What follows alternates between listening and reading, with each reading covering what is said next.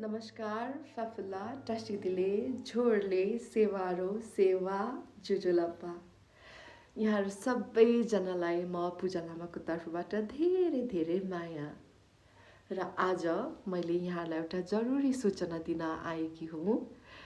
त्यो के होला भन्दाखेरि चाहिँ यही आउने मङ्सिर 2 गते, हजुर ध्यान दिएर सुन्नुहोस् है, यही आउने मङ्सिर 2 गते म आउँदैछु नि आफ्नो साङ्गीतिक प्रस्तुति लिएर र हाम्रो आयोजक हाङचुवा क्लबद्वारा आयोजित प्रोग्राममा म सहभागी हुन गइरहेकी छु र यो चाहिँ खाँदबारी 5 माल्टा अन्धेरी बजार।